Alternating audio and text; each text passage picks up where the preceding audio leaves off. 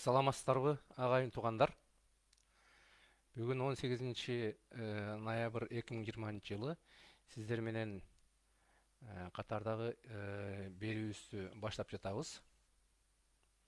Темабыз парламенттик жана азыркы учурдагы президенттик башкаруу системалары тууралуу жана кечээ 17 ноябрда Жогорку Кеңештин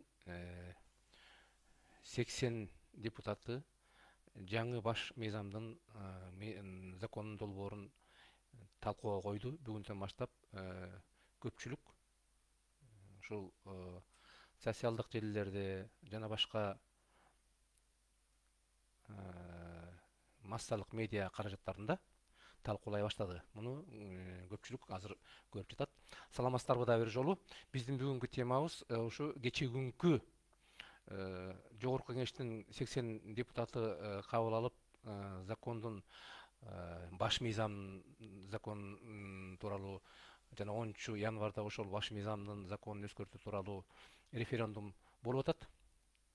Буга байланыштуу азыркы ушу биздин мамлекетибизге кандай система зарыл?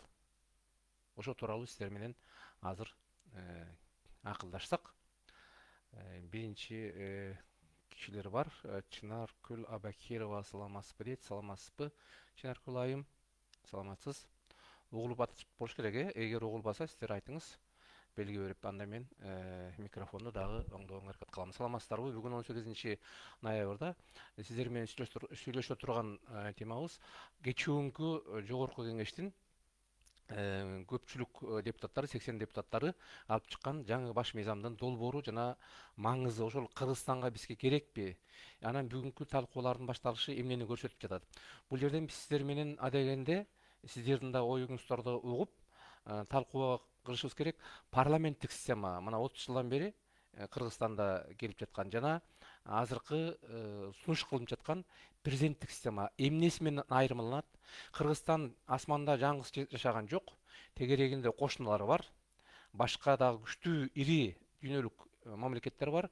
Ошолордо кандай системалар? Бирок эң негизгиси баардык элди парламенттик система болобу, президенттик система болобу, бул элдин бакубат жашоосун камсыз кылыш керек экен.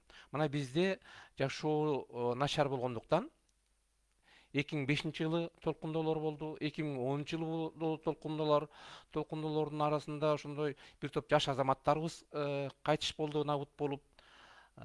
Андан кийин ушул 10 жылдагы толкундоодон кийин алынган конституция кандай иштеди, баш мыйзам? Мына 10 жыл өттү арадан, 10 жыл өткөндөн кийин эле Кыргызстан кайра баягындай эле тум уякка ойготтор түшүп кетип, кайра толкундоо болду 4 октябрда. Муну ошону сиздер менен азыр кыскача талкуулап алсак, сиздердин оюңуздар мага дагы абдан маанилүү. Өзүңүздөр ойлоруңуздарды бөлүшсөңүздөр. Чынаркүл айым, рахмат сизге. Кандай сиздердин ойлоруңуздар? Эмне үчүн ушу мына азыр кээ бир депутаттар, кээ бир коомдук ишмерлер айтып жатат. Эгерде биз президенттик бийликти кабыл алсак, анда Кыргызстан кайра 30 жылга артка кетет деп.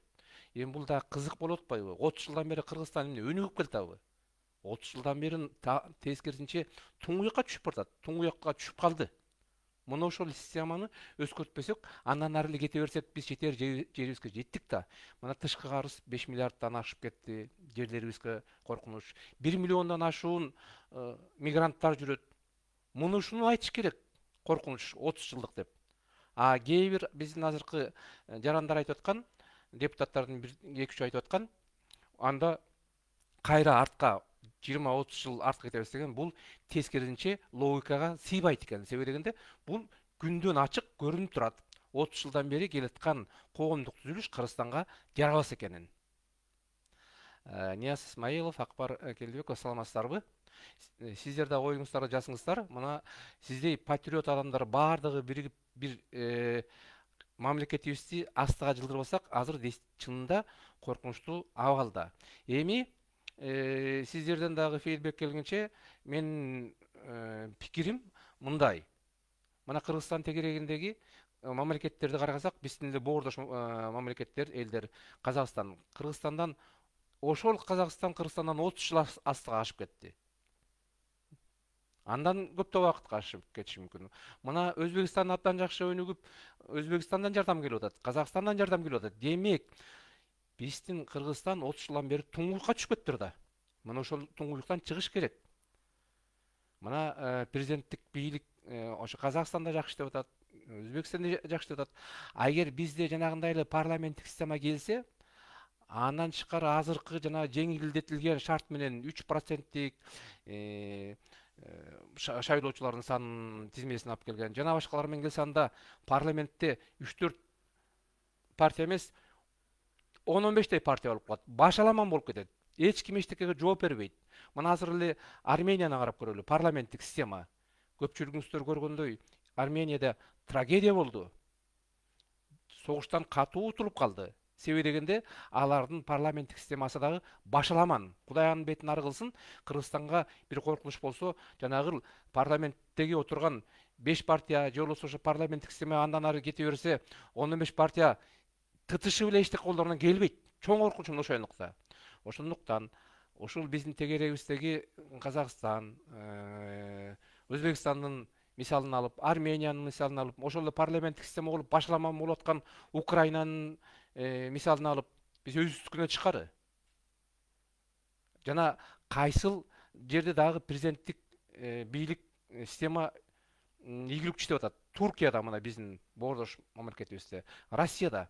Биз эмне ошо Кыргызстан жөн эле баягы куру сөз менен, фантазия менен баягы мындан 20-30 жыл мурун биз Орто Азиянын Швейцариясы болобуз, биз Орто Азиянын демократиясы болобуз деп болбогон кыял менен мына ушундай туңгуюкка келип калдык. Мына ошон үчүн бизге керек экен президенттик бийлик. Бул сөзсүз керек экен.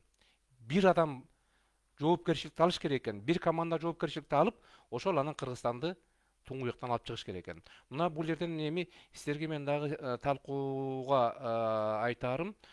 Коркунуч кандай? Супер президенттик же болбосо жазында жайында келе турган депутаттар кайра эле 6-чакырылыштын депутаттарындай болуп, колдорунан эчтеке келбей, жөнсөк болуп отура беришеби? Ушул эки суроону сиздер менен азыр талкууласак. Чынаркүл айым жазыптыр. Обада системаны өзгөртүш керек. Дамир айым, саламатсызбы? Агай, ден соолугуңуз жакшыбы? Рахмат. Иштеп атабыз. Мен дагы ушу жака чыгарам. Кече күнү ушу Германиянын жогорку кеңеши да, парламенттин депутаттары менен жолугуп кызматташуу тууралуу сүйлөшүп келдим. Дагы сүйлөшөбүз.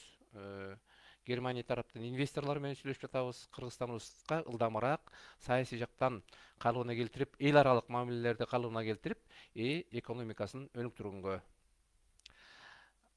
Бүгүнкү темабыз демек парламенттик жана президенттик системаларынын айырмасы. Кыргызстан эмне үчүн 30 жылдан бери туңгуюкка түшүп калган?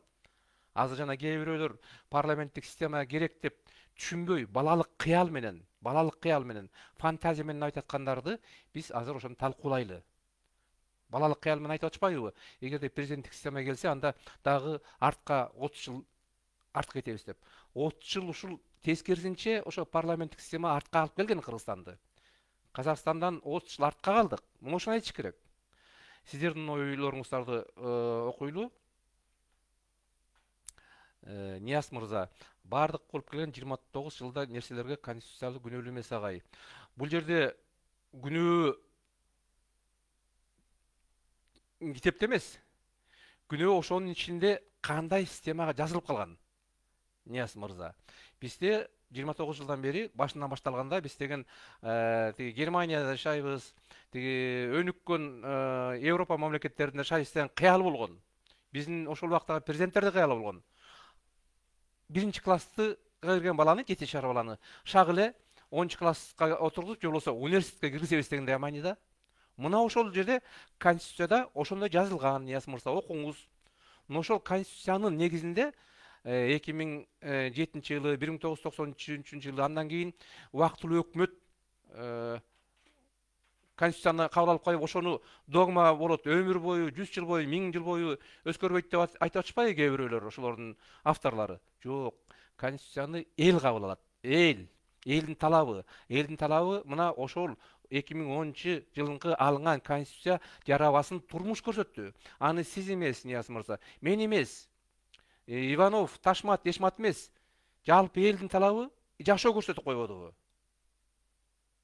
Мына ошондуктан шартка жараша Кыргызстандын өзүнүн шартына, эл аралык абалга, кошуналардын абалына туура келген Кыргыз мамлекетин өңүктүрө турган конституция керектиги абадан зарыл, айдан ачык азыр.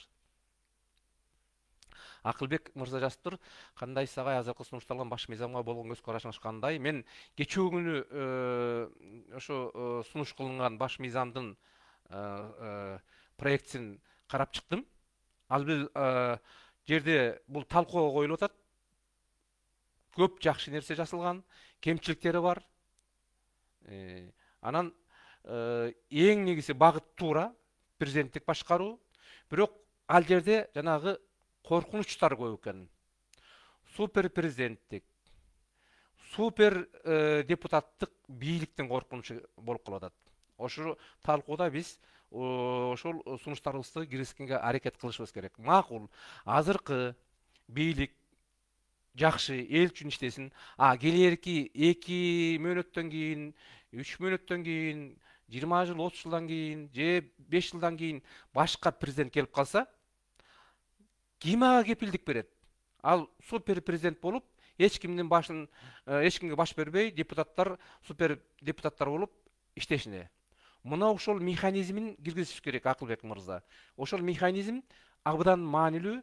Биз аны Кыргызстанды сактоо жана өнүктүрүү элдик кыймылыбызда жаздан бери, марттан бери айтып келатабыз. 3-4 жылдан бери иштеп чыктык. Бул жанагы ушул баш мыйзамдагы курултайдын азыркы заманбапка ылайыктуусу. Бул жерде элдик курултай жалпы жолдон жасалып калган. Бирок ал чийки. Элдик курултай бул курултай Кыргыз элинде жана түрк элдеринде жүздөгөн миңдеген жылдары бар көчмөн калктарда демократиялык бийликтин бир белгиси болуп колдонулган. Бирок азыркы учурда биз 21-кылымда жашап атабыз. Санариптүү 4-чү дүйнөлүк революция болуп атат. Өндүрүштүк, санариптүү, цифровизация.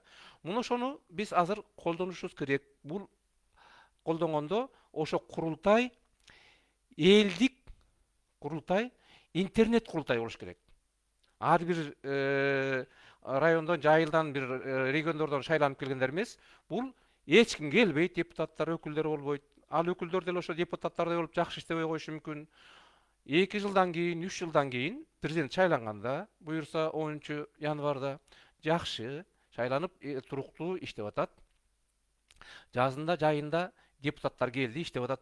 Эми ушул жерден биз кыргыз эли инновативдүү, азыркы заманбапка ылайык конституцияга киргизип, башка мыйзамдарга киргизип, ошо менен кетсек, биз Кыргызстан ошондо бутуна туруп өнүгүп кете алат.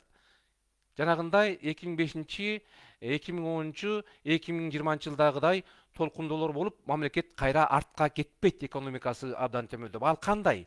Мына сизде, Акылбек мырза, Дамир айымда, менде, баарыбызда идентификационный код бар, жана паспортубузда номер турат, пароль. Муну ошо менен эле программа менен интернет курултай жүргүзүлөт. Бир күндө добуш берип коет. Мына 2,5 жылдан кийин бир Иванов, же Темирбеков, же Эшмат, же Ташмат деген депутаттан башталат мисалы. Ал бир мандаттуу округ менен Нарындан, же Таластан, же Баткенден шайланып келген. Жакшы. Эми кандай иштеп атат? Ал ошол эле Таластагы Кара Бууранын, же Нарындагы Кочкордун, же Баткендеги Сүлүктүн эле таламын талашып Кыргызстандын башкасына иштеген жокпу? Депутаттар деген жалпы Кыргызстан үчүн иштеш керектер, жалпы мамлекет үчүн. Ошондо ошол депутатты Темирбеков, Эшмат, Ташмат, Иванов кайсыл X, Y депутатты жалпы эл жөн эле кнопка менен басып коет. Жанагы интернет курултайда 5 секунд. 2,5 жылдын ичинде эл билет ал депутаттын абалын. Ал оозуна келген сөздү айтып дөөрүп, Б десе төө деп, Элди тажатып атса, анда эл ошол добуш бере эле коет бир күндө, депутат кетет, кетиш керек жумушунан. Бардык ошол сунуш кылып аткан 90 депутатка ошондой интернет курултай аркылуу добуш бериш керек. Муну ошондо чыныгы жалпы элдик көзөмөл болот. Чыныгы элдик. А эл жаңылбайт. Эл көпчүлүк эл дайым туура болот. Себеби дегенде мамлекет ошо эл үчүн иштейт. Мына азыркы баш мыйзамды карасаңыз, долбоорун, же болбосо ар бир эле баш мыйзамдарды карасаңыздар, Россияныкын деле бизде азыр 10 жылдан бери иштеп аткан бийлик кимге таандык? Элге таандык деп аталат. Демек, эл өзүнүн бийлигин көрсөтүш керек. Мына буга чейин 5 жылга чейин шайлоо депутаттарды. Президентти 5 жылга шайлоо болуп, ошондо жанагындай контроль жок болгон үчүн бизде өтө аянычтуу абалга келдик. Албетте, эгерде жакшы президент болсо, мисалы, мына Россияны бутуна тургузуп кетти, башка мамлекеттерди көрүп атабыз, президенттик бийлик жакшы деп аткан. Анда жакшы, а бирок президент супер президенттикке айланып кетишти токтош үчүн Кыргызстан эгерде ушул механизмди, ушул технологияны киргизсе, дүйнөдөгү эң ошондо Кыргызстандын жакшы салымы болот, дүйнөдөгү өнүгүүгө салымы. Кайсыл механизм? Жана сиздер менен биз талкуулап азыр айтып жаткан интернет курултай. Эч кандай өкүлдөрдүн кереги жок. Интернет курултай бул жалпы эл берет. Мына ушунун прообразы, мисалы да деп коюшат. Бар. Мына биздин калктын санына жараша Кыргызстанда калкы бар, Швейцария мамлекети өтө өнүккөн, өтө жакшы жашаган мамлекет. Ал жерде мен сиздерге айтып жүрөм, улуттук идеясы жүздөгөн жылдардан бери экен. Бирөө бардыгы үчүн, бардыгы бирөө үчүн деп. Мына социализм Швейцарияда жүздөгөн жылдары. Мына ушул жерде 10 жыл мурун эле мен Германияга 20 жыл мурун келгенде эле көрүп, ошону таң калгам. Ал кезде жанагындай мындай соткаларды дагы бай кирпичтери кички йыгымдай чыккан жаңы эле. Ансыз эле алар Швейцарияда ар бир ушундай маанилүү закондор болсо, жалпы эл референдум кылып чыккан. 5 жыл шайлап койбой депутаттарын. Мисалы, жарым жылдан кийин же 1 жылдан кийин маанилүү ишпи, депутаттарын талкуулаш керекпи? Референдум өткөрүп койчу экен. Мына ошондой элдик контроль болгон үчүн Швейцария өтө жакшы жашап атат. Мына ушуну биз азыр эми бул оңой. Азыр интернеттин заманы. Азыр деген заманбап. Санариптештирүүнүн заманы. Бул оп-оңой. Муну ушуну бизге киргизсек, Кыргызстан ошондо дүйнөдөгү өзүнүн жолун тапкан, башка элдерге бир мисалын көрсөткөн мамлекет болот. Муну ошо айтып атпаймынбы, Швейцарияда мурунку эле технология менен жасап жүрүшөт, азыркыдай 5 жылдын ичинде депутаттарын контроль кылган, текшерген механизм биздин кошуналарда, Россияда да жок. Ошону биз Кыргызстанда киргизип алсак, анда 2,5 жылдан кийин ошо президентке жана шайланып келген депутаттарга эл добушун берсе, интернет курултай менен. Мына ошондо гана биздин конституция өзүнүн чыныгы максатына жете алат. Нияз Исмаилов мырза сураптыр. Агай, сиз Садыр Жапаровдун кеңешчиси болдуңуз беле? Ооба, 20 октябрда бир айча мурун Бишкекте болуп, а киши менен жолугуп, анан сунушу боюнча мен Садыр Нуркожоевичтин кеңешчиси болуп иштеп атам.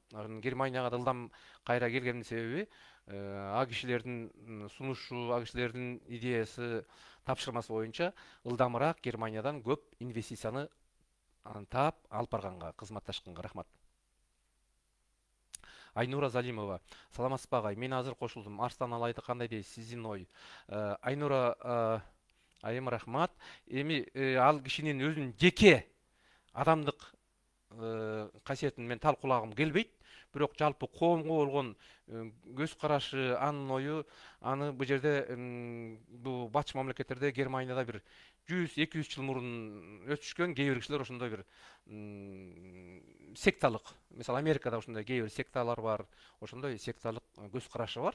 Албетте ал кишинин мыйзамды бузбаса, эгерде дин жөнүндө башка мыйзамды бузбаса өзүнүн ою, бирок бул мындай Арслан Алайдай кишилердин жанагы жалпы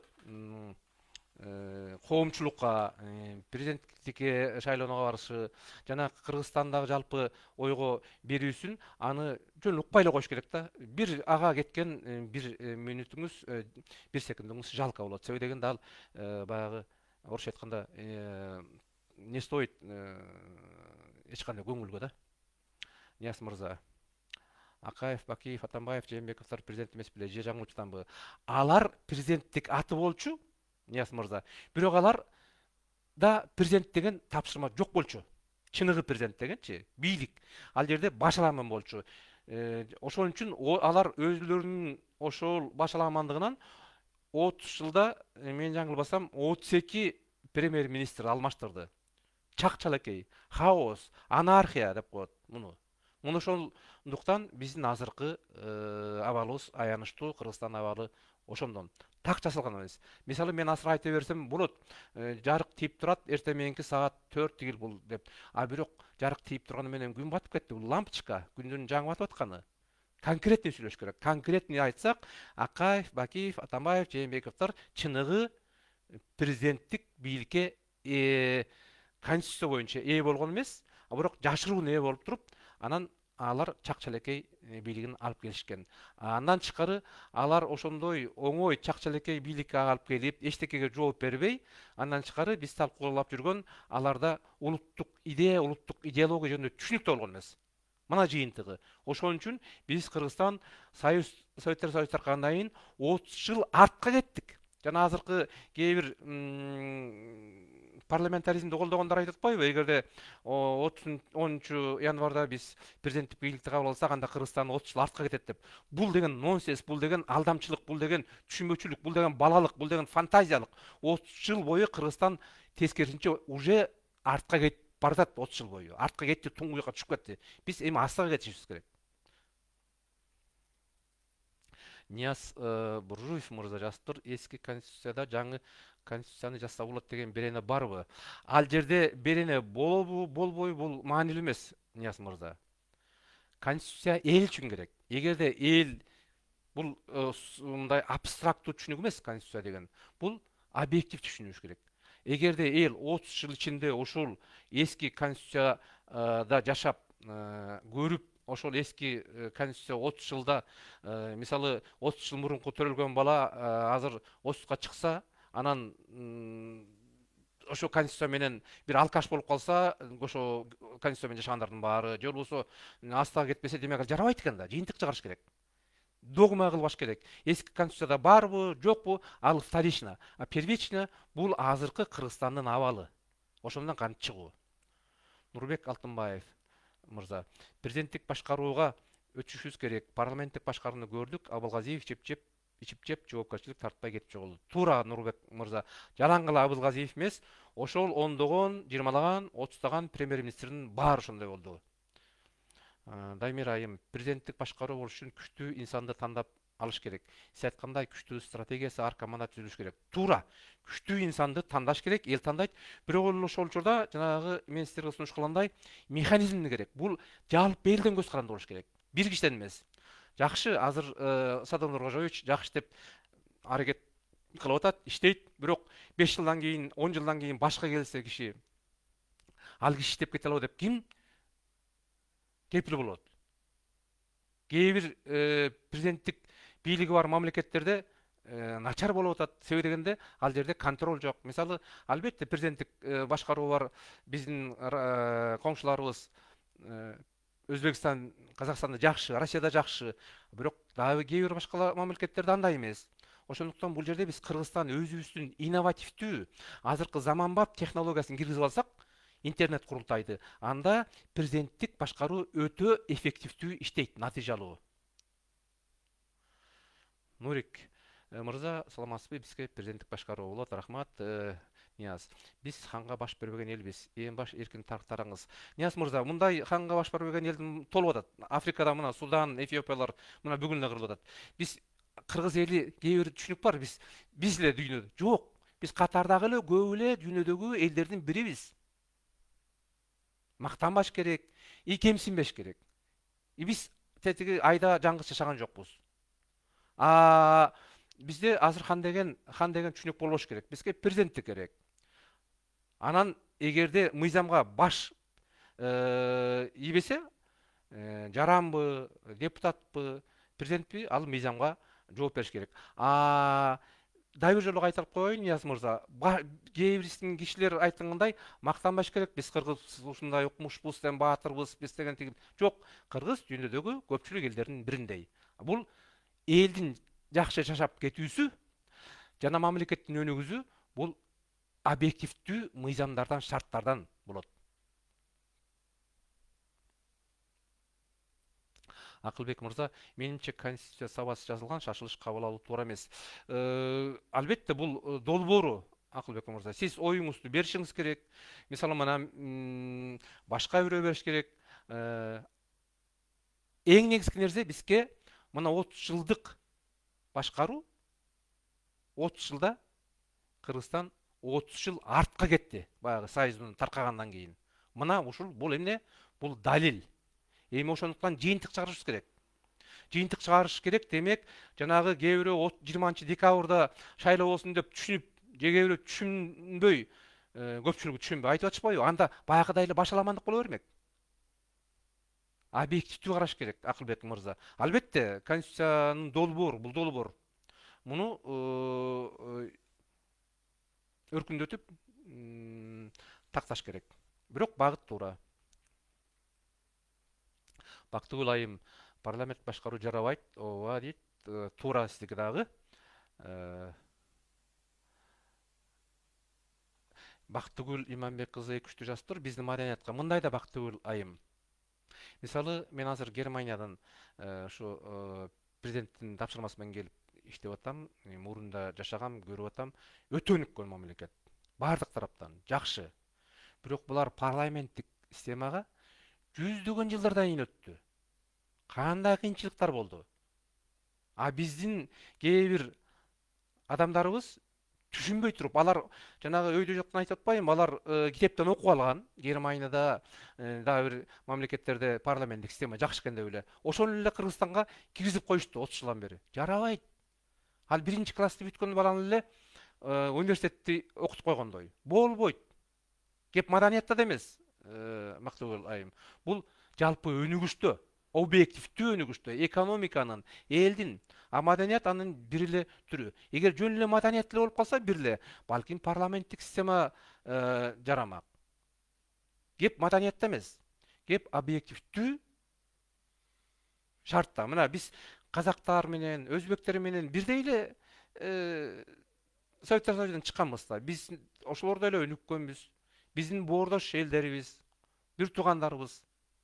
Аларда деле маданияты жакшы. Бирок алар туура жолду таап алышты. Өзгөчө Казакстан улуттук идеясын да таап алган.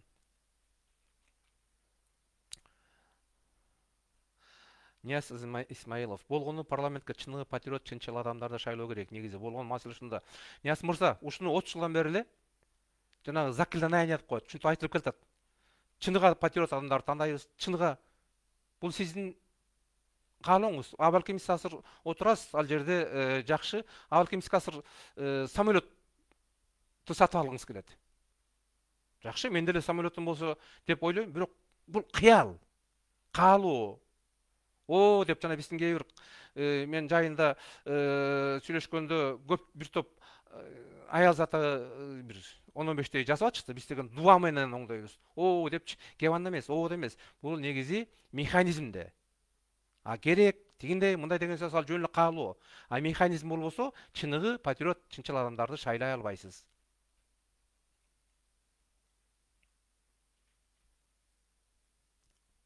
Бактыгүл айым, ар бир жарандын колу менен президентти алып түшө турган система түзүү керек. Эгер президент кутура турган болсо, интернеттен эле алып таштай турган болуп. Туп-туура мына ушул Кыргызстандын негизги багыты, инновативдүү, эффективдүү, натыйжалуу, азыркы санариптүү заманда. Жакшы, азыр Садыр Нуркожоевич ишенип ал киши бардат. А Садыр Нуркожоевичтен кийин башка бир киши келсе кандай болот? Эшмат келип калса кандай болот? 10-15 жылдан кийин, 5-10 жылдан кийин. Мына ошон үчүн механизм керек. Мына азыр биз айлыкты, пенсияны, жагы акчалардын баарын эле барып туруп эле интернет менен аркылуу которулуп алып атпайбы? Германияда андан жакшы интернет менен. Мисалы, автоматтан барып эле акчаны которуп алып коесуң, тиги Бишкекте болуп туруп, очередти күтүп отурбай банктардан. Мына ушундай системаны киргизип алсак, анда бизде жанагындай супер президенттик, супер депутаттык, жанагы 5 жыл шылдың кылган депутаттар иштебейт. Андай 5 жыл шылдың кылып, Кыргызстанды маскара кылган депутаттарды эл жалпы эл интернеттик курултай менен эле шагалып коет. Мына ошондой бизге интернет курултайын киргизишибиз керек. Анын элементтери бар. Эстонияда кирген, мына Эстония өтө өнүгүп кетти.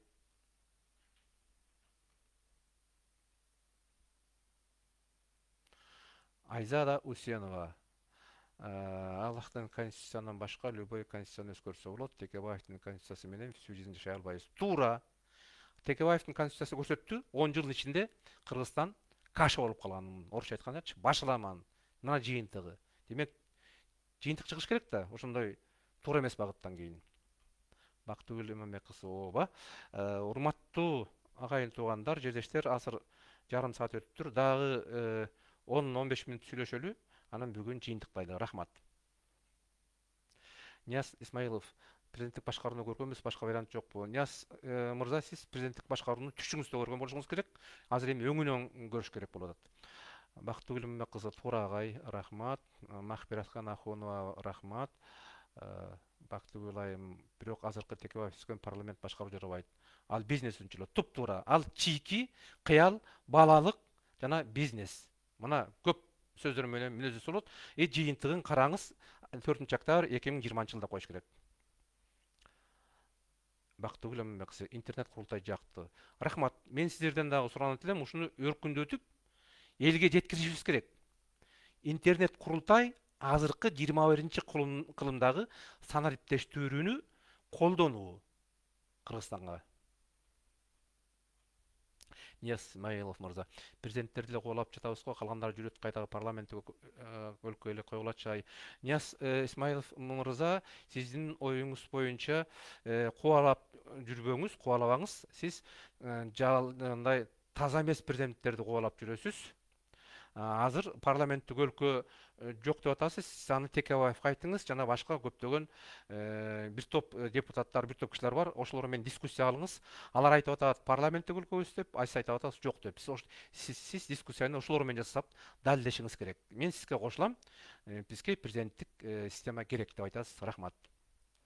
Чынар Колобакирова, мага да интернет курултай жакты, ушундай болсо экен. Ушуга биз аракет кылышыбыз керек.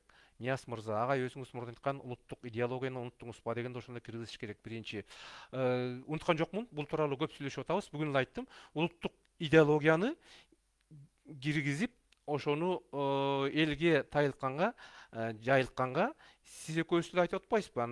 Албетте бир 15 миңдей киши жокту. Биз жалпы Кыргызстанда 6 миллион кишиге жеткириш үчүн бул депутаттар, бийлик айтыш керек.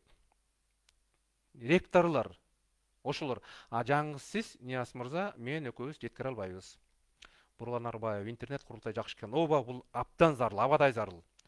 Бермет Орунбаев, онлайн экенби? Туп-туура онлайн эле жүргүзүлөт. Сиз үйдөн отуруп эле өзүңүз код аласыз, жанагы эсте бар да, идентификационный. Ошо менен эле добуш берип коесуз. Эч кандай бул жерде кыйынчылык жок. Бактыгүл Казакбаева, жаңы конституцияны колдойбуз. Долбоорун. Азыр долбоор жөнүндө көп болуп атат. Рахмат. Бактыгүл Казакбаева, бир адам жооп бериш керек. Туура, бирок ал адамга дагы механизм керек. Айдана Өмүрзакова, саламатсызбы? Саламатсызбы, Айдана айым? Бурлан Арбаева, парламентаризмди колдогондор менен талкуулашыңыз керек экен. Бул жерде баардык адамдар, биздин ар бир жарандарыбыздын ою баалуу. Парламенттикти колдошобу,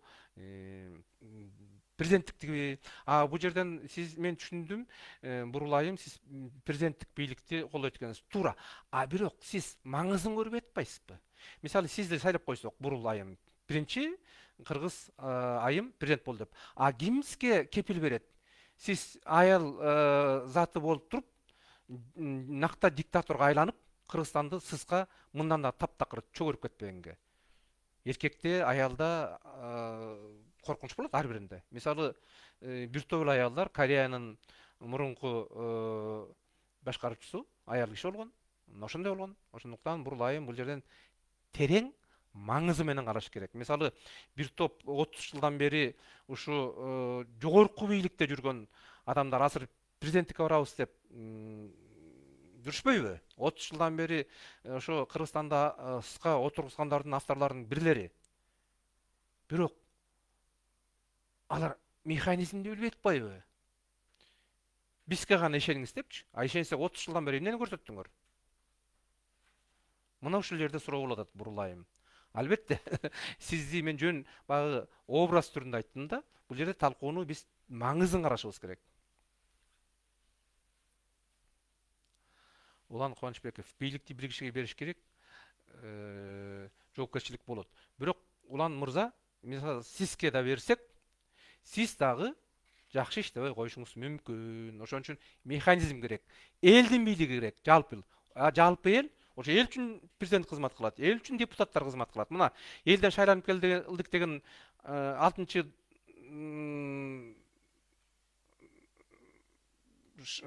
шайлоонун депутаттары, Жакыргычтын 6-чы чалкылышынын депутаттары эмне көпчүлүк бар эмес, көпчүлүгү кандай уят кылышты? Демек, жоопкерчиликти бергенден тышкары аны контролдош керек экен жалпы эл, интернет курултай менен.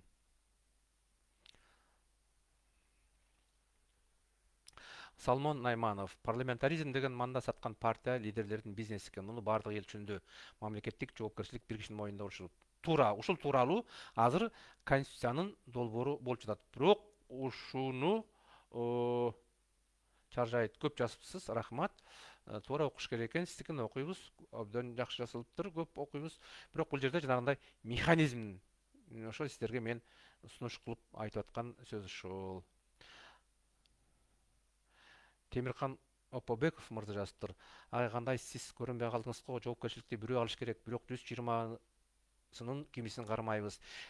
Темирхан мырза, ооба, мен 2-3 жумадан бери түз берүүгө көп чыга элекмин. Себеби дегенде 20-октябрда, багы 4-октябрда Казакстандагы проекттер менен Алматыга бардым эле. Андан кийин баары бир эле Кыргызстандын мамлекетибиз, жерибиз, элибиз деген киши катары 4-октябрдагы жанагындай толкундуулордон кийин Кыргызстанга өтүп барып, 20-октябрда Садыр Нуркожоевич Жапаров менен жолугуп, ал кишинин кеңешчиси болуп дайындалгандан кийин Германияга келип, бу жерден жогорку кеңешчи буларды Бундестаг деп коет. 7-8 кишиси менен жолуктум. Бизнесмендер менен жолугуп атам. Көп жумуш болуп атат. Биз азыр Кыргызстанда казнабыз бош.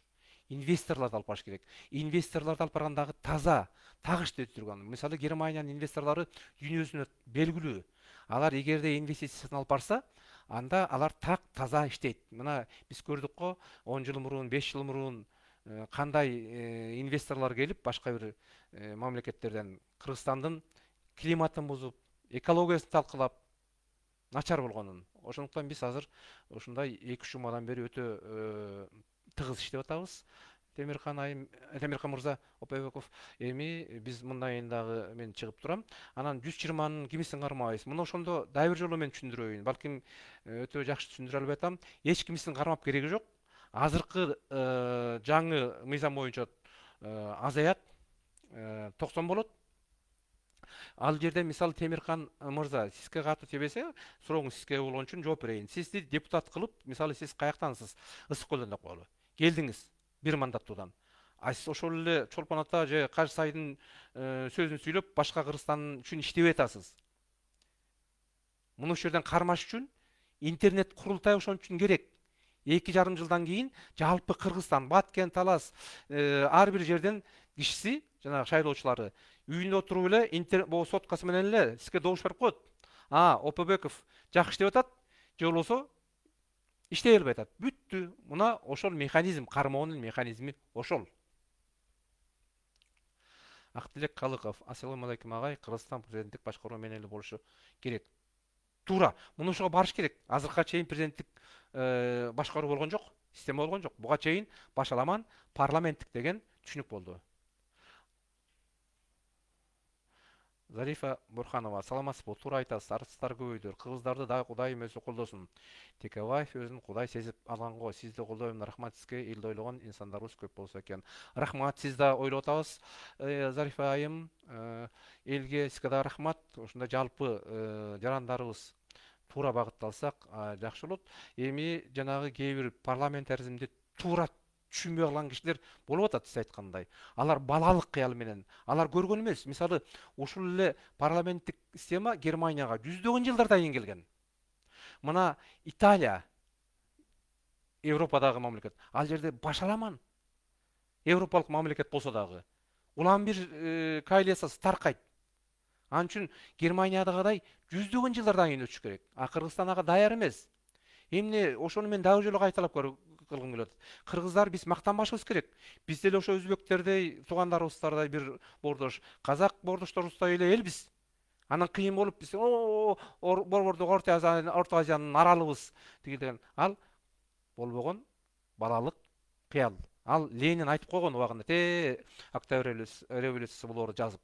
Детская болезнь левизны депчи, балалык оору деп коет аны. Роза Маткеримова, саламатсызбы? Текебаев мырза эмнеге каршылык көрсөтүп жатат? Дагы өзүнө окшогондор менен анис а киши менен талкуулаңыз, эмнеге каршылык көрсөтүп жатарын. Бирок логикалык жактан а киши менен сүйлөшүп калсаңыз, талкуулаш керек, суроо берип. Мисалы, ошол 10 жыл мурун кабыл алынган Конституция эмнеге алып келди? Тупик алып келди. Демек жарайбы? Жарабайт. Мисалы, бир машинени айдап эле баратсаңыз, ал такыр жүрбөй калса, аны албетте ремонт кылыш керек да. Ошол сыяктуу эле сөз. Темиркан Опобеков, Текебаев өзгөртпөйткө каршы. Аны эми бул объективдүү шарттар чечет, эл чечет. Айзада Усенова, көп онлайн чыгып элдерге түшүндүргүлө да. Рахмат Айзада айым.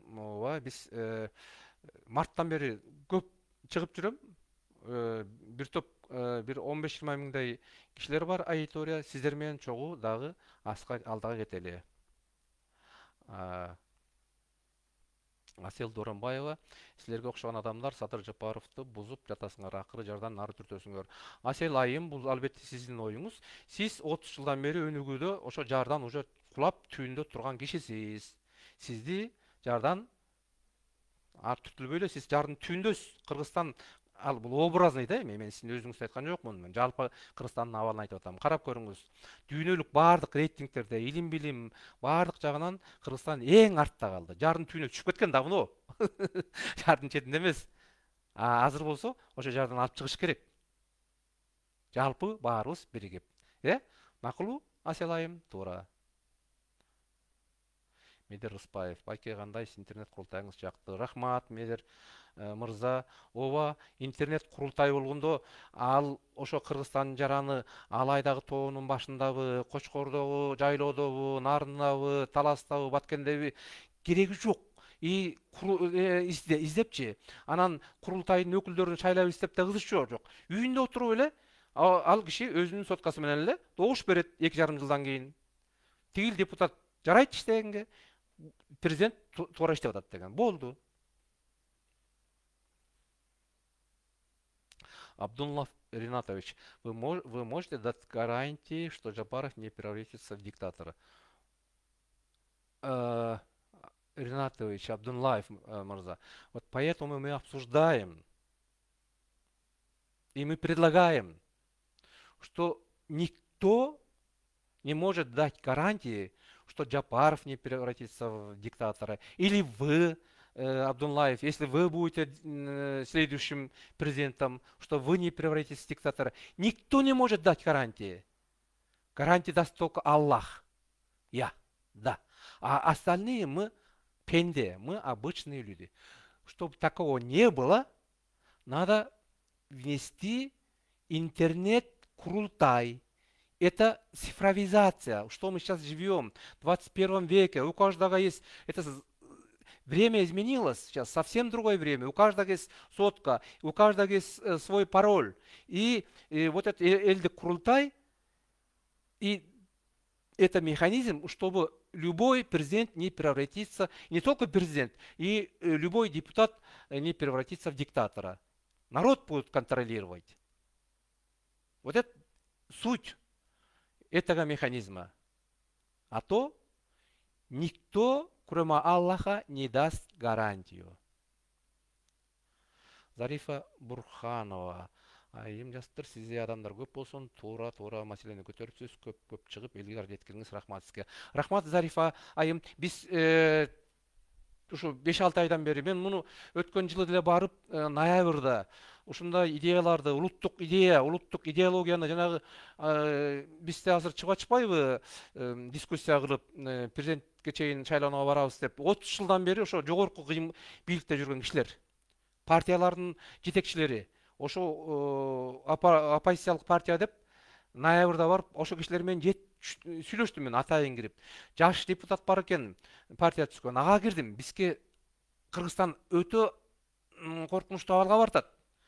Дүйнөлүк рейтингтердин баары боюнча артта калды. Элди карагыла. Сен түшүнбөй коюшту. Түшүнүк жок экен. Жана бу жерде өтө жакта бир биздин жаран катышуучу жазгандай, алардын түшүнүгү боюнча эле бул партиялык бизнес болуп калыптыр. Мына ушул Кыргызстанды тоңуй калып келген. Албетте партиялар керек, шайлаш керек. Бирок система бизге азыр президенттик система керек. А жалпы парламентаризм болуп Германиядагыдай болсо, ал балким бир 40 жылдан кийин, 50 жылдан кийин өтсө болот.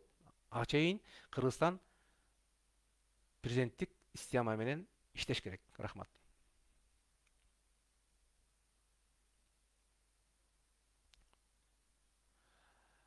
Исраил Турдукулов, бизге президенттик башкаруу керек, туура. Насип мырза, жастар кандай сагай? Рахмат Насип мырза. Мына Насип мырзалар жаш биздин келерки муундар.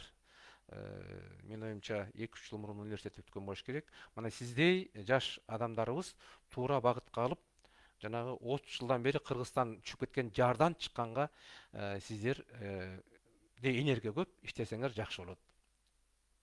Самара айым, саламатсызбы агай, тамак аш өтө кымбаттап кетти, чара көрүшпөйбү? Ооба, мен да угуп атам, тамак аш өтө кымбаттап кетти. Бул Самара айым объективдүү көрүнүш. Эмне үчүн тамак аш кымбаттап кетти? Себеби дегенде жанагындай толкундуу болгондо экономика абдан төмөн түшүп кетти да. Мына ошон үчүн мен азыр 2-3 күндөн бери Бундестагтын Германиянын депутаттары менен жолугуп, бүт убактарым баары ошого кетип атат. Инвестиция алып барганга.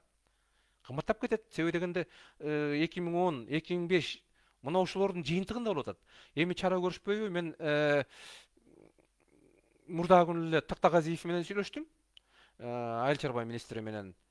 Дагы башка биздин адамдарыбыз менен сүйлөшүп атабыз. Ошо бийликтеги алар аракет кылып атышат. Баягы мен дагы баягы өзүмдүн кеңешчи катары оюмду айтам. Жалпы элде айтыш керек, бирок бул объективдүү көрүнүш.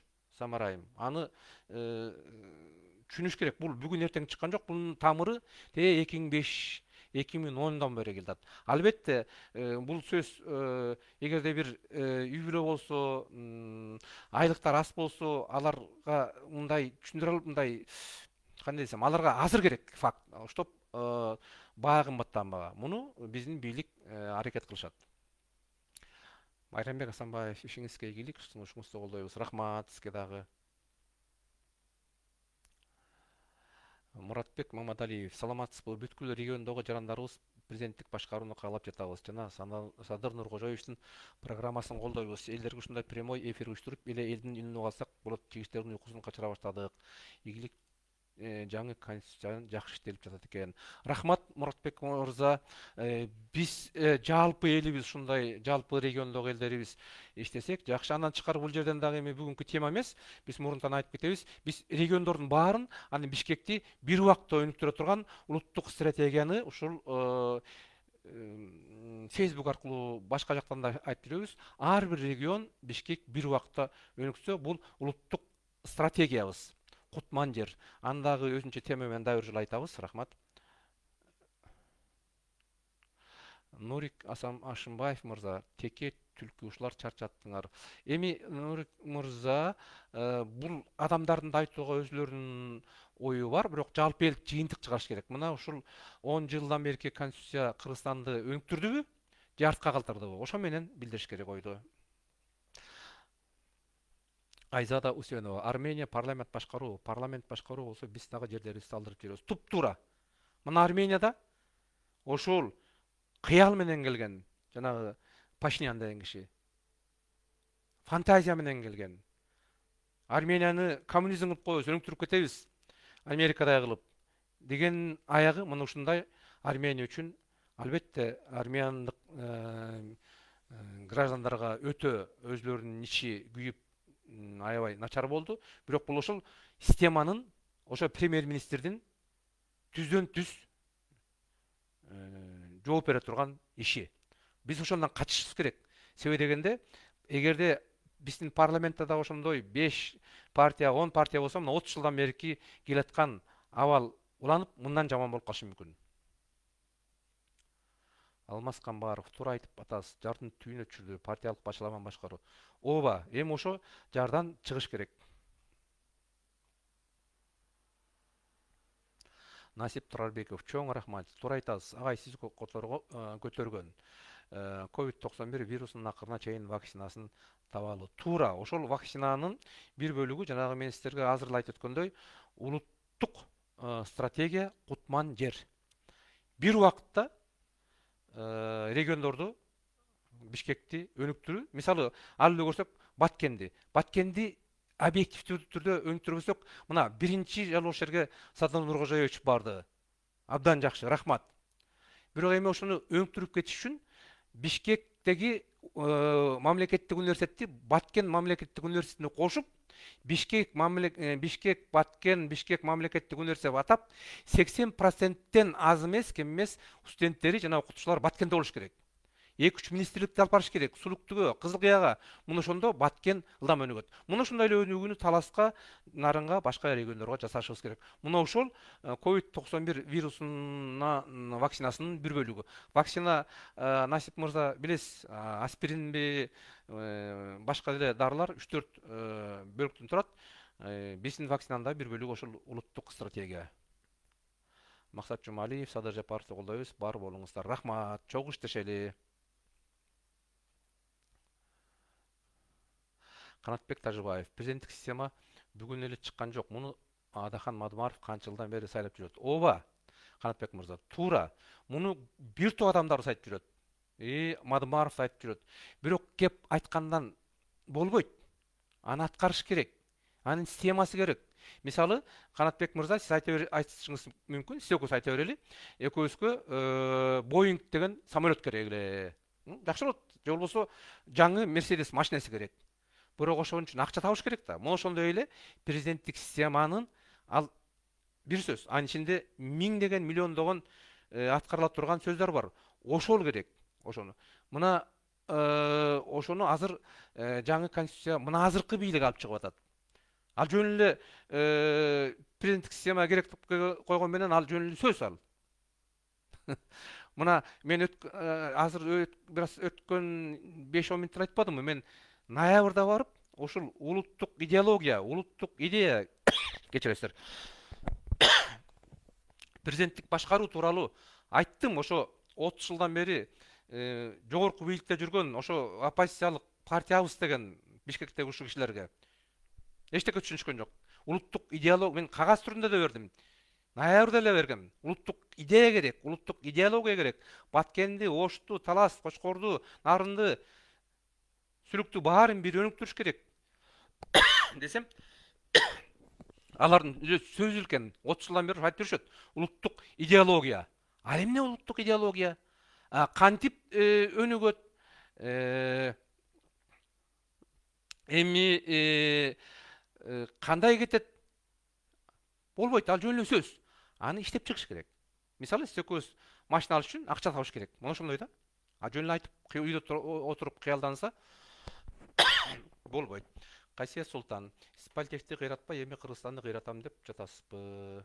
Сиз Германиядан жаранысыз. Рахмат, Касиет айым. Биринчиден мен кыйратып талкалайм, политехти кыйраткан эмес, мен кыйратам деген жок, билим деген сөз. Мен 2011-жылы Германия тарап, Кыргызстан тарап менен сүйлөшкөндө баргам. 99-жылы кадр 21-жылдын кадрлары деген президенттин программасы менен келип, 2011-жылы докторлук диссертациямды жактап, андан кийин элиме жериме кызмат кылайын деп Бишкекке барып, ал жерде факультетти биз чогуу мурун түзгөнбүз, 2004-жылы кыргыз-герман факультети. Анан ошол убактагы коррупциянын айынан, ошол 2005-2010-догу такыр талкаланып, уже жабылат деп турганда, анан биякта Германия тарап суранып, Кыргызстан тарап суранып барып, мен ал жерде бир да эме жок экен, кафедра жок экен. Бир кафедрасы жок факультет экен, Герман факультетичи, бир кафедрасы жок. 4 жылдык убактымды кетирип, ал факультетти Кыргыз-Герман институтуна айлантык. Рахмат биздин Германиядагы партнерлорго, Германия тарап баарын каржылады. Анан ошол Кыргыз-Герман техникалык институтунун директору болдум дагы, ошол институт политехтин бренди болду. Анан ошол убакта коррупция мен директорлук ордумду тартып алганда, Казакстандын өкмөтүнүн чет элдик адистерди, европалык адистерди профессорлор чакыруу деген программасы менен мурун эле чакырып түштү эле. Ошондой биздин Кыргызстандагы ошол убакта политехтин ректору жана бийликтери ордун тартып алгандан кийин шак Казакстан дагы жиберди дагы. Анан Казакстандын өкмөтүнүн чакыруусу менен 2 ай декандыкка иштедим, декандыкка чыгарышты. 2 айдан кийин проректорлук, стратегиялык жактан өнүктүрүү жана эл аралык кызматташуу проректору деп сунуш кылышып, Чыгыш Казакстан техникалык университетинде УСКА менен Орушкада 2 жыл иштеп келдим. Анан эмгектин баалаганын ошол жактан билсеңиздер болот. Эми бул сурооңузга Касиет айым мен жооп бердим деп ойлойм. Азыр ошо биз түзгөн ошол Герман институту дагы өтө аянычтуу абалда экен. Аны да азыр бизге кайрылып атат. Мага кайрылып атышат, кантип оңдойбуз деп. Акыркы сурооңуз, сиз Германиянын жаранысыз. Касиет айым, сиз билбей айтып атасыз. Менин Кыргызстандын жаранымын, паспортум бар. Ошондуктан 5 октябрь айында Бишкекте болуп сүйлөштүк. Мен Германияда көп жылдан бери жашап келдим. Ортодо 4 жыл Кыргызстанга бардым, Казакстанда болдум, Өзбекстанда чакырып иштетти. Бирок мен жарандыгым кыргыздыкы. Рахмат сизге, Касиет айым. Нура Райымбаева, Садыр Жапаровду колдоп президент кылалы. Рахмат, чогуу иштеп элибизди, жерибизди өнүктүрүшүбүз зарыл экен. Максат Жумалиев мырза жазыптыр.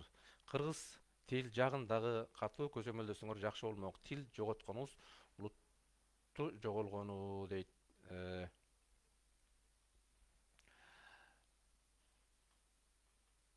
Мен азыр интернеттен карадым. Ооба. Айтканыңыз туура. Тил өзгөчө баалуу болуш керек. Ошон үчүн биз жанагы улуттук идеологияда мен сунуш кылган Кыргызстанды сактоо жана өнүктүрүүдө бул жагындагы биз сунуш кылдык. Эми көзөмөл, мисалы мен көзөмөлдөй албайм. Мен президенттин кеңешчисимин, кеңеш берем, советник. Көзөмөлдөп, ошону иштете турган кыргыз тил боюнча атайын уюмдар бар. Ошолор менен жалпы эл чогуу иштешибиз керек. Мен азыр бул Касиет Султан айымды карасам, интернеттен карадым. Бул жерде жазылбаптыр. Аял кишиби, эркек кишиби, бул фейк окшойт. Ошон үчүн көп көңүл урбай эле коелу. Так. Андан кийин Насип мырза жазыптыр. Насип Турарбеков. Политехте мен окуп жүргөндө агай көп жумуштарды жасаган, агай Кыргыз-Герман факультетин өнүктүргөн, көптөгөн проекттерди алып келген агайыбыз. Рахмат. Ооба дагы ошондой проекттерди жалпы эле Кыргыз-Герман факультетине КГТУ эмес, жалпы мамлекетке алып келгенге аракет кылып атабыз. Рахмат Насип мырза. Нурик Ашымбаев, ушул сөзүмдү туура окуп коюңузчу. Макул, Нурик мырза. Адаханды колдогондорго ар ким өзү үчүн жооп берсин. Мен да мигрантмын. Мен за Садыра, мен таанык адамдар, досторум за Садыра окудум. Рахмат. Ар бир кишинин өзүнүн ою болот, ар бир мигранттын. Бирок бул жерден мен сизге кошулам, Нурик мырза. Азыркы абалда ошо биздин бир топ жаштарыбыз, мигрант жаштарыбыз бир аз түшүнбөй айтып атышат. Жана 30 жылдан бери минтип атат, тигил киши улуттук идеологияны айтып келген деп, 30 жылдан бери ал киши улуттук идеологияны сөзүлө айткан. Эмне анын ичинде? Ал 30 жылдан бери ошо жогорку бийликте туруп дагы эчтеке айткан эмес, түшүнгөн эмес. Алардын жөн эле курулай сөзү болуп келген.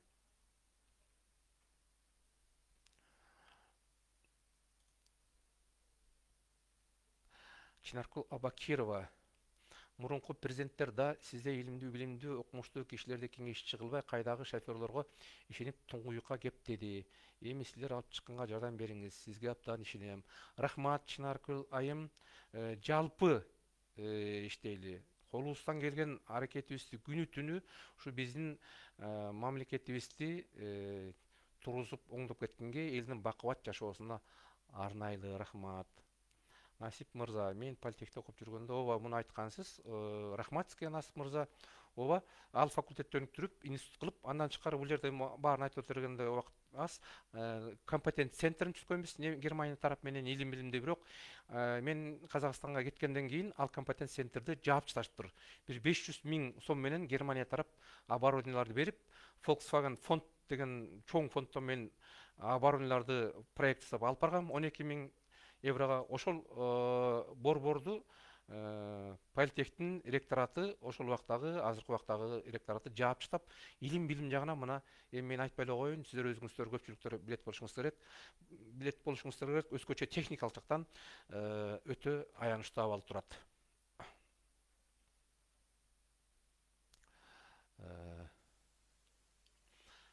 Гүлбана Абдрахманова айым: парламенттик система менен өнүккөн жокпуз. Садыр Жапаров айткандай, курултай кылсак, элдерге бийлик башындагылар отчет берип турса, кандай иштерди кылып атканын. Туура. Бирок Гүлбан айым, ошол курултай интернет курултай болуш керек. Сиз алып турушуңуз керек отчеттучу.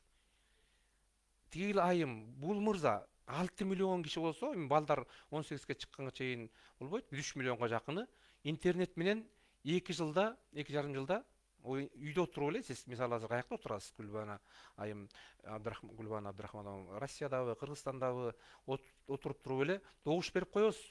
Президент жакшы иштеп атат 2,5 жылдан бери. Же болбосо тигил депутат бизди уят кылып, өзүнүн милдетин жакшы аткарбай, депутат болбой иштебей атат деп.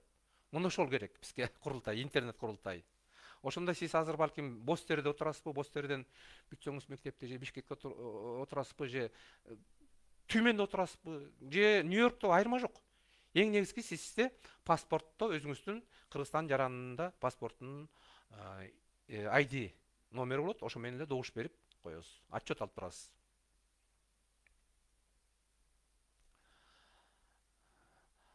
Зафира Бурханова: акыретте ойлогон, элдин ишеничин актаган Садыр агайыбыздай сиздей адамдар бар, ишеничибиз бар буюрса. Рахмат, Зарифа айым. Кудай буюрса, Аллах колдосо, Кыргызстаныбызды биз жок дегендеги тегеребиздеги Казакстан, Өзбекстан, боордош мамлекеттердей шартка жеткирип өнүктүрүшүбүз керек. Зарифа Бурханова: кеңешчи жакшы болуш керек. Туура айтасыз, рахмат.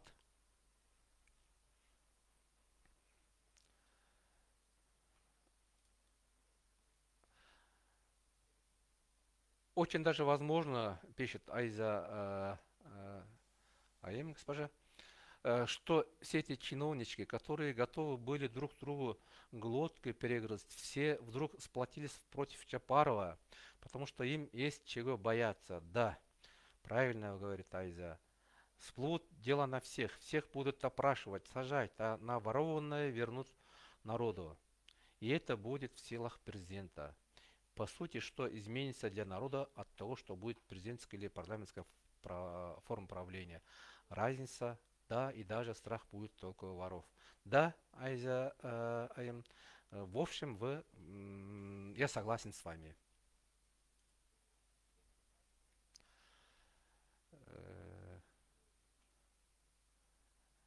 Насип мырза жазып атат, сиз Германияга барган болсоңуз, бул Насип мырза менен өз жакта бир фейк айымбы, фейк жигитпи ошонун ортосунда дискуссия болуп кетишти, булар өзүнчө сүйлөшүп атышат. Гүлбана Абдрахманова айым жазыптыр. Сиз Адыр Нуркожоевичке кеңешчи болгонуңузду укканда сүйүнгөм. Рахмат. Гүлбана айым, чогуу жалпы ушу Кыргызстаныбыз өнүгүп, мигрант адамдарыбыз Кыргызстанга келип, экономика өнүгүп, ошол жерде иштеп, элинин маңдайында, ата энесинин маңдайында, балдардын маңдайында болушсун. Ошо Россияда мына 1 миллиондой мигранттар жүрөт. Мен ошо Кыргызстанга бараардан мурун, андан кийин дагы Түркияга барып көпчүлүк кишилер менен жолуктум. 25 миң кишидей мигранттар бар экен Түркияда. Мына ушуларды биз жалпы прогрессивдүү Кыргызстандын жарандары туура багытка алсак, анда сиз айткандай Кыргызстаныбыз өнүгүп кетет.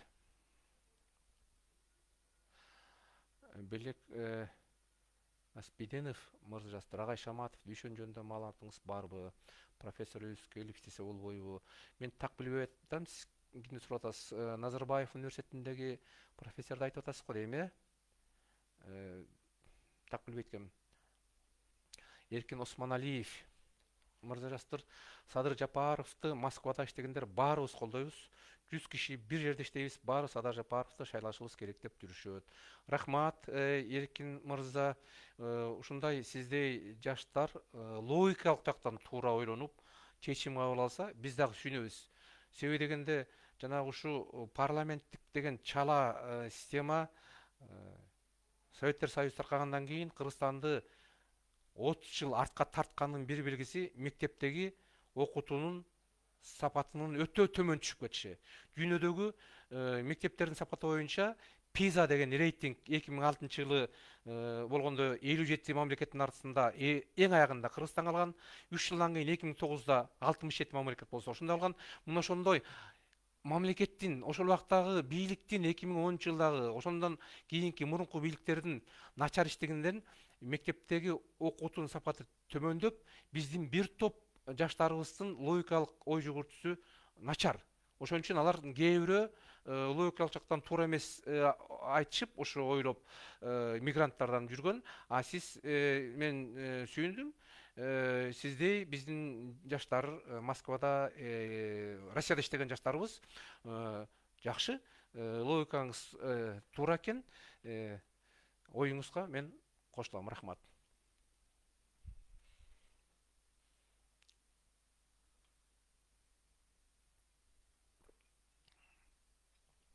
Сүйүн Жумашева айым жазыптыр. Элдик курултайга туура. Бирок элдик курултайды Сүйүн Жумашева интернет курултай кылыш керек. Сиз контроль кылышыңыз керек.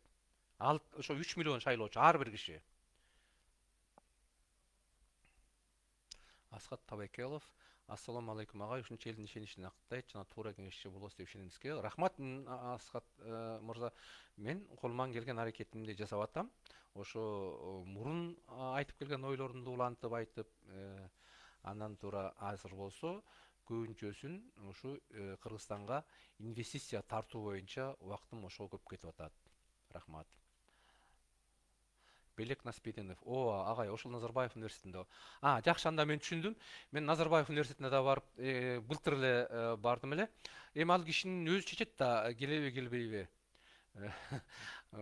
Адамдын өзүндө болуш керек. Дух, ушу иштейм, элим үчүн. Жок дегенде ошо Назарбаев университетинде иштеп жүрсө дагы Кыргызстанга бир проект мененби, бир нерсе мененби, ой мененби аракет кылсам болот. Мына азыр бир топ адамдарды көрүп атабыз, четке чыга беришти. Болбойт. Ошо президент болсун деп эл дагы ишенген адамдар жүрөт. Алар багы албетте ал өзүнүн иши, бирок эгоисттик кылса, ал менин оюмча анда бир топ адамдардын көңүлүн калтырып коет. Эми Дүйшөн профессор тууралуу белек, мен ал киши менен түздөн түз өзүмдүн байланышым жок. Мен Назарбаев университетинде ошо Чыгыш Казакстан техникалык университетине чакырылып баргандан кийин Назарбаев университети менен чогуу аябай жакшы иштедим. Назарбаев университетинен мен барып лекция окуп, алардан келип атты, бирок Америкадан, Германиядан болгон профессорлор тоого кийин металлургия боюнча. Ошондо мен 1-2 жолу угуп, сыртынан көрүп калган Дүйшөн мырзаны. Аны эми ал киши өзү чечиш керек. Кандай максат, кандай ой, кандай механизм менен Кыргызстан менен сиздер менен иштешет, биздер менен де. Умму Малика Зияева айым. Саламатсызбы? Эмне үчүн дин жаатындагы маселелерге көңүл бурбай жатасыңар? КРде 85% мусулмандар жашайт эмеспи? Ооба, 80%-тин тегерегиндеги адамдарыбыз ислам дининде. Андан тышкары теңирчилер да бар, бир топ атеисттер бар экен, христиан динине өтүп кеткендер. Бирок ушулардын баары Малика айым биздин Кыргызстандын жарандары. Мына сиздин эжеңиз бирөө. Бирөө агаңыз ошо теңирчи, же атеист, же христиан жөнүндө. Баары Кыргызстан жарандары. Демек, ал адамдардын өзүнүн закондуу иши. Багы легалдуу динге, мында традициялуу динге ишенүү. Биздин ошолордун баарын башын коштуруп астыга алып кетүү бул улуттук идеология. Дүйнө жүзүндө ошондой. Мисалы Германияда деле, Казакстанда деле, аякта да Казакстанда дагы ислам динине ишенгендер бар көп. Бирок Казакстандын өнүгүп атканы ал жер улуттук идеясын таап алышкан 15 жыл издешип. Бул меңгилик эл, түбөлүктүү эл. Демек, ошол баардык жарандардын башын коштуруп, шофёрбу, водительби, президентби, ректорбу, аял кишиби, эркек кишиби баарын, мусулманбы, теңирчиби, атеист баарын башын коштура турган нерсе бул улуттук идея. Улуттук идеология Кыргызстанды сактоо жана өнүктүрүү, улуттук идея куттуу эл, курам эл, улуттук стратегия кутман жер жана улуттук тактика санариптештирүү. Бакытбек Учкун, ассаламу алейкум. Учурдагы депутат болмуштардын кайра эле легитимдүү иштеп жатканына сиздин калыстык көз карашыңыз кандай? Рахмат. Бакытбек мырза, бул аргасыздан болгон иш. Аргасыздан болгон иш азыркы депутаттардын иштеп атканы. Себеби дегенде, жаңы мыйзам боюнча жаңы депутаттар шайланып келмейин, ал депутаттар иштей бериш керек. 71 статьяда турат ошол беренеде. 4 октябрдагы шайлоону сиз көпчүлүктөй билдиңиз. Эгер кайра 20 декабрда шайлоо болсо, ошондой эле башаламан болмок. Ошон үчүн азыркы депутат келерки 7 чакырылыштын токтолуп калышынын себебинин бирден бир себеби ушул. Албетте 6 чакырылыштагы көптөгөн депутаттар туура эмес иштеп, уят кылып, жада калса окуй албай, туура эмес айтып келди, бирок бул аргасыздан болуп аткан окуя, Бакытбек мырза. Эгерде сиздин машинаңыз тыгылып калса, аны чыгарыш үчүн трактор келеби, грузовой машина келеби, сизге баары бир тартып чыгарып кетиш керек. Ошо тыгылып калган жерден. Мына ошондой абал болуп жатат. Баягы жөнөкөй сөз менен түшүндүргөндө. Нурик Ашымбаев. Мадымаровду колдогон бир лачкар кыз бар, ошол чарчатты. Мен тааныган мигранттар Садыр Жапаровду колдойбуз. Нурик мырза, рахмат. Албетте ар жарандын өзүнүн ою, кимди колдош, бирок сиздердин көпчүлүгүңүздөр Садыр Нуркожоевичти колдоп, ушу Кыргызстандын өнүгүүсүнө салымыбызды кошобуз деген ойлоруңуз жакшы. Гүлбан Абдрахманова, Садыр Нуркожоевич президент болсо жакшы болот эле. Программалары жакшы болчу, Кыргызстанды өнүктүрөт деп ишенем. Рахмат. Эми ошол жерден жанагындай дагы биз тактап интернет курултайды айтып чогуу иштешибиз керек. Како Элтендиева, саламатсызбы агай, жогорку билими барлар жумушсуз жүрүшөт. Жумуш орду менен камсыз кыласыздарбы? Ушул тууралуу сөз кылсаңыз. Рахмат. Сизге рахмат. Како айым, өтө аянычтуу абал бизде. Кыргызстанда ошонун бири жана сиз айткан жогорку билими барлар. Өтө. Бул мамлекеттин 30 жылдан бери ошол парламенттик система алып келген аянычтуу абал. Эми аны талкуулай берсе көп сөз, бирок конкретно жумуш орду менен кандай кылыш керек? Жумуш орду менен камсыз кылыш үчүн биз өндүрүштү, IT жагын, соода сатык ошо Кыргызстан ичинде өнүктүрүшүбүз керек. Биздин көпчүлүк адамдарыбыз ошо жогорку билимди алган жаштар умтулушат. Жакшы билимдери бар. Бирок шарт жок, жумуш жок болуп атат.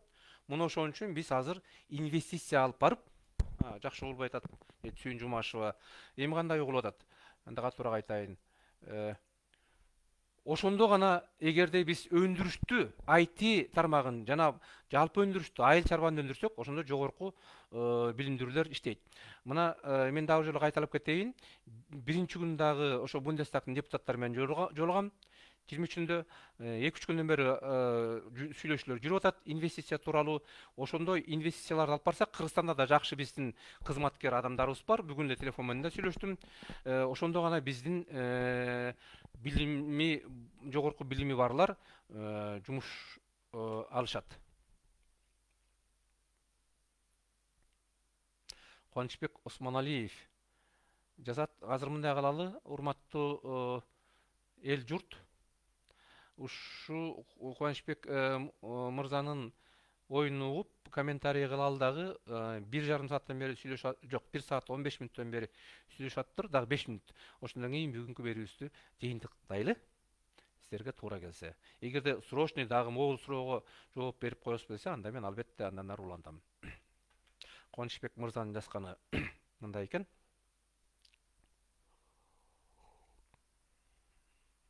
Ассаламу алейкум. Алейкум. Мен Москва шаарынан жазып жатам дейт. Менен иштеп жаткан 30 адам бар. Баарынын ойлору жана ишеничи Жапаровда.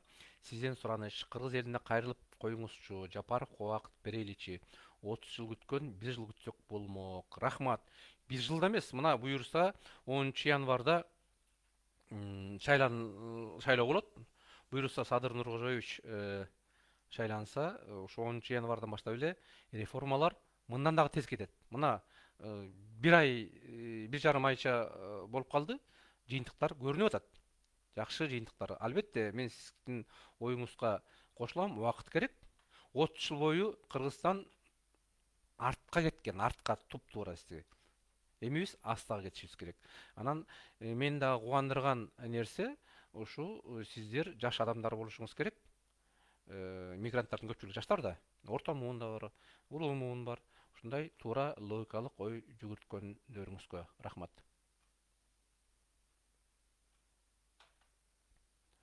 Эркин мырза жазыптыр. Биз Москвада 15 жылдан бери строительный фирмада слаботочка ишин жасайбыз. Ушул тарапта кесипкөй болуп калдык. Кыргызстанга барып фирма ачып кызмат кылсак деп план кылып жүрөбүз. Ошол жагын караштырып чечип берсеңиздер жакшы болмок эле. Эркин мырза абдан жакшы экен. Биздин ушу чет өлкөдөгү адистерибиз өзүбүздүн мамлекетке барып иштесе жакшы. Эми ошол жерден фирманы ачканга албетте Кыргызстандын тиешелүү бийлигине, министрлигине кайрылыш керек. Биз өзүбүздүн тараптан, мен өзүм тараптан ошо биздин министрлерге, бийликтеги адамдарга кеңеш кылып сурана алам. Ошондой биздин ошол үчүн иштеп атабыз. Мына азыр мен ошо инвестицияларды сүйлөшүп атабыз. Инвестициялар барса, ошол строительный жагына. Мына эми мен бир эле сүйлөшкөндөн байкадым, өтө мындай лично билчү эмес элем. Ошо министрлердин телефондорун беришкенде чалсам шак ошол 5 мүнөттөн кийин транспорт жана жол министри экен. Ошол кишиге шак жооп берди. Мына бул да жакшы. Германияда өз убагында шак жооп беришет интернет мененчи. Ана кишинин айтуусу боюнча ошо жол куруу строительство жагында бир топ проекттер бар экен. Бизге берди, мага берди. Мен Германия тарапка сунуш кылып аракет кылып жатабыз. Рахмат. Эркин Осмоналиев, срочно агай менин суроом.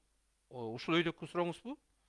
Анда ал жерде конкретный каягына сиз барып же барбай туруп сүйлөшүңүз керек. Фирмаңызды каяк жагынан ачасыз? Мэриядабы, Оштобу, Бишкектеби? Бирок азыркы багыт биздин азыркы келген бийликтин багыты өзүбүздүн экономиканы өнүктүрүү. Себеби дегенде ар бир мамлекеттин өзүнүн өндүрүшү, экономиясы өнүкпөсө, ал мамлекет туйукка кабыл алат. Муну 2008-жылдагы кризис дагы көрсөтүлгөн дүйнө жүзүндө. Ошондо өзүнүн экономикасы, өзүнүн өндүрүшү бар мамлекеттер гана чыгып кетти. Болотбек Жапаркулов. Эң башкысы референдум Кыргыз элине жагыш керек. 120 депутатка эмес. Туп-туура Болотбек мырза.